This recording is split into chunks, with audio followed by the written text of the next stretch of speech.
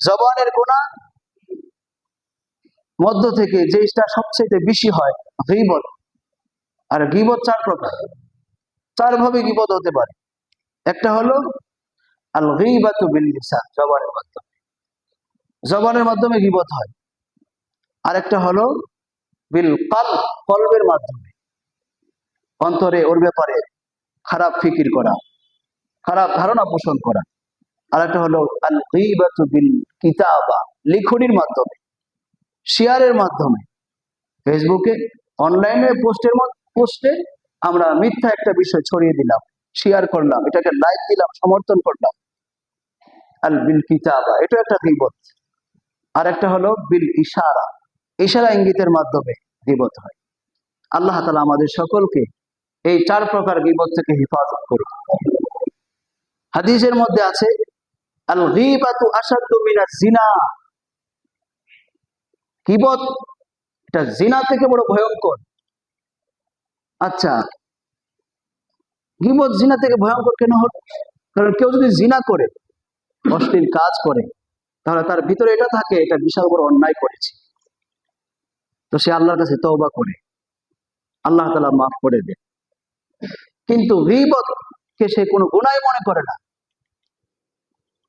এই গীবত করে যদি সে আল্লাহর কাছে তওবা করে, আল্লাহ তাআলা মাফ করবে না, যতক্ষণ না পর্যন্ত যার ব্যাপারে গীবত করা হয়েছে, সমালোচনা করা হয়েছে, সে যদি মাফ না করে, সে যদি দুনিয়া থেকে চলে যায়, তার জন্য ইস্তেগফার করা, যে আল্লাহ আমার এই ভাইকে আপনি মাফ করে দেন, তার জন্য গীবত করেছিলাম, তার সমালোচনা করেছিলাম। রাসূল বলেন আতাদরুনা মাল গীবা, তোমরা কি জানো গীবত কি, সমালোচনা কি তোমরা জানো? সেটা হলো যিকরুকা আখাকা বিমা ইয়াকরা, তুমি তোমার ভাইয়ের ব্যাপারে এমন কিছু আলোচনা করলা যা সে অপছন্দ করে। অনেক ভাই আছে এমনও যে ওর ব্যাপারে 4-5 জনের সামনে প্রশংসা করাটা ও সমর্থন করে না। কেন? আপনি প্রশংসা করলেন, 3 জন সমর্থন করলো, আর 2 জন ওর খারাপ সাইডটা দেখলো। সেই জন্যে এমন কিছু না বলা যে ভাইটা অপছন্দ করে। আপনি নিজেও তো বুঝেন যে আমার ব্যাপারে যদি কোনো ভাইয়ের সামনে একটা বিষয় বলা হয়, তাহলে আমার কেমন লাগবে। নিজের ব্যাপারে ফিকির করা আর ভালো মানুষের ব্যাপারে ফিকির করা তার বড় খতরনাক। ইমাম আহমদ ইবনে হাম্বল রাহিমাহুল্লাহ বলেন,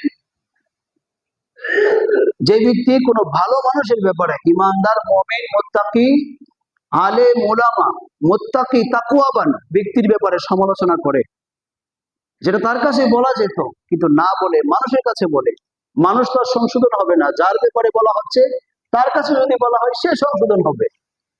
যদি এমনটা বলে, তাহলে মনে করতে হবে এই লোকটা চূড়ান্ত পর্যায়ে সর্বনিকৃষ্ট একজন খারাপ মানুষ। তাহলে আমরা কি সেই খারাপ মানুষের অন্তর্ভুক্ত হতে চাই? এই গীবতের মধ্যে কে আলেম আর কে জালেম আর কে জাহেল সবাই ঢুকে গেছে। এই জবানের গুনাহ থেকে কেউ মুক্ত থাকতে পারছে না। যদি রাব্বুল আলামিন আমাদেরকে সেই সুযোগ না করে দেন, তাহলে উপায় নাই। বিখ্যাত বুজুর্গ রাবি রাহিমাহুল্লাহ উনি বলে, একবার মসজিদের মধ্যে সমালোচনা হচ্ছে, গীবত হচ্ছে। আমি গিয়ে বললাম, ভাইয়েরা আমার, গীবত সমালোচনা কইরেন না। কতক্ষণ থামলো, আমি মজলিসে বসা ছিলাম, কিছুক্ষণ পরে আবার সমালোচনা শুরু হয়ে গেল। কিন্তু কোন দিক দিয়ে যে আমি সমালোচনার ভিতরে ঢুকে গেলাম, গীবতে ঢুকে গেলাম, আমার কোনো খবরই নাই, এদের সাথে লিপ্ত হয়ে গেলাম। রাবি বলেন, স্বপ্নে দেখলাম কালো একজন ব্যক্তি, বিশাল দেহের অধিকারী একজন কালো মানুষ আমার সামনে শুকরের গোশত উপস্থাপন করেছে, পেশ করেছে। আমাকে বলে, তুমি খাও। আমি বললাম, শুকরের গোশত তো আমি খাবো না, এটা তো হারাম। কালো লোকটা বলতেছে, রাতেই তো তুমি একটা মজলিসের মধ্যে বসে তুমি তোমার ভাইয়ের গোশত খেয়েছো, এখন জোর করে তোমাকে খাওয়াবো। ঘুম থেকে জাগ্রত হওয়ার পর রাবি বলে, 40 দিন পর্যন্ত আমি গীবতের দুর্গন্ধ আমার নাকের মধ্যে পেয়েছি। সেজন্য আমার ভাই প্রশ্ন করতে পারেন, আল্লাহ রাসূল বলতেছেন যে দুর্গন্ধ আসতেছে এই দিক থেকে। কারণ কি? মনে হয় এই দিক দিয়ে গীবত হচ্ছে, সমালোচনা হচ্ছে, কেউ তার ভাইয়ের গোশত খাচ্ছে, কেউ তার ভাইয়ের সমালোচনা করছে। সাহাবায়ে কেরাম প্রশ্ন করলেন, কিভাবে বুঝলেন আপনি যে গন্ধ আসছে এবং গীবত করতেছে? গন্ধ আসাটা, দুর্গন্ধ আসাটা, এটা একটা গুনাহের আলামত, যে গুনাহের কারণে দুর্গন্ধ হয়। আর গুনাহ একটা খারাপ জিনিস। গুনাহ ভালো না, গুনাহ সুগন্ধ না, গুনাহ কি? দুর্গন্ধ।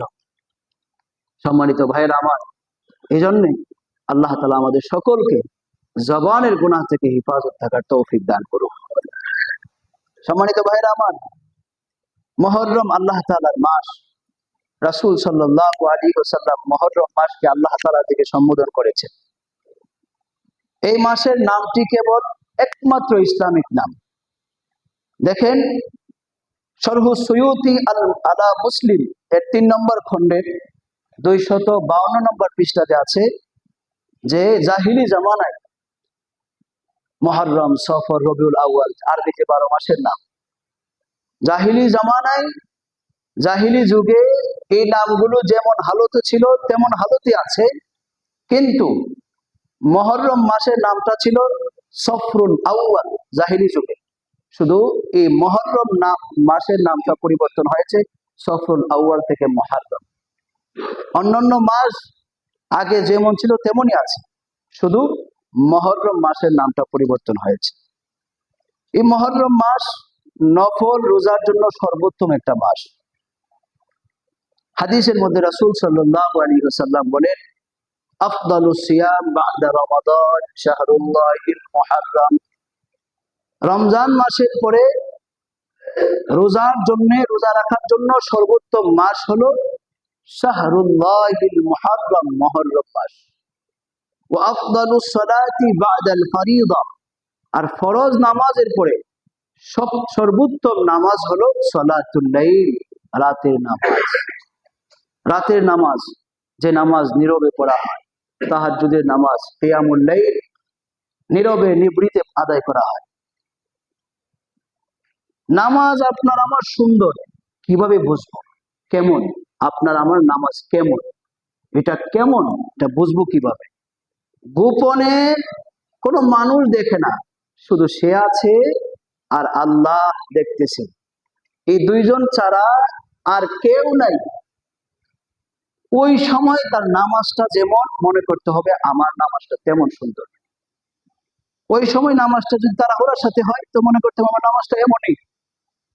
জনসম্মুখে সবার সামনে তো নামাজ খুব খুশু খুদুর সাথে নামাজ পড়ে, এটার মধ্যে রিয়া থাকে।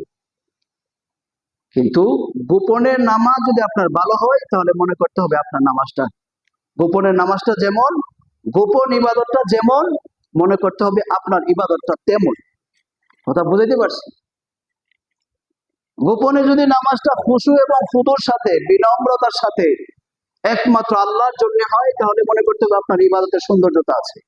আর গোপনের নামাজ যদি এমন হয়, সিজদায় গেলাম, উঠলাম, রুকুতে গেলাম আর উঠলাম, দাঁড়াইলাম আর গেলাম, সূরা ফাতিহায় অলসতার সাথে নামাজ আদায় করলাম, একবার এদিকে কাত হইলাম, আবার ডান দিকে কাত, আবার বাম দিকে কাত হইলাম, একবার হাত বাঁধলাম এদিকে, আবার হাত বাঁধলাম ওইদিকে, নামাজের মধ্যে কোনো শান্তি নাই, প্রশান্তি নাই, খুশু এবং খুদু নাই, তাহলে মনে করতে হবে আপনার নামাজটাও তেমন। ভালো এবং খারাপ নামাজ, ইবাদত বোঝার উপায় হলো গোপনের ইবাদত। সম্মানিত ভাইয়েরা আমার, রমাদানের পর এটি সর্বশ্রেষ্ঠ মাস, অর্থাৎ মুহররম মাস। রাসূল সাল্লাল্লাহু আলাইহি সাল্লাম হাদিসের মধ্যে বলেন, খায়রুল লাইলি জাওফু ওয়া আফদালুল আশহুরি শাহরুল্লাহ আল্লাযী তাদউনাহু আল মুহররম। রাসূল বলেন, রাতের উত্তম সময় হলো রাতের মধ্যভাগ, আর উত্তম মাস হলো আল্লাহ তাআলার মাস, যাকে তোমরা মুহররম বলে ডাকো। মুহররম মাসের আমল, মুহররম মাসের আমল হইল যে, এখন তো চাঁদ উঠে গেছে, তো নিয়ম হইল যে চাঁদ দেখে আল্লাহ তাআলার কাছে এই দোয়া করা, নতুন চাঁদ দেখে, নতুন বর্ষের চাঁদ দেখে দোয়া করা, আল্লাহুম্মা আহিল্লাহু আলাইনা বিল ইয়ুমনি ওয়াল ঈমান ওয়াস সালামাতি ওয়াল ইসলাম রাব্বি ওয়া রাব্বুকাল্লাহ। হায় রব্বুল আলামিন, ঈমান এবং ইসলাম নিরাপত্তার সাথে সাথে এই চাঁদ আমাদের উপর উদিত করুন। রাব্বি, আপনি আমার প্রতিপালক, ওয়া রাব্বুকাল্লাহ, এবং আল্লাহ তাআলা তোমারও প্রতিপালক।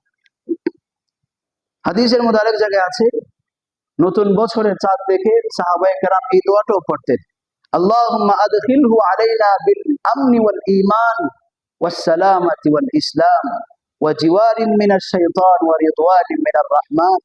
শয়তান থেকে সুরক্ষা চাওয়া এবং রহমান রব্বুল আলামিনের সন্তুষ্টি কামনা করা।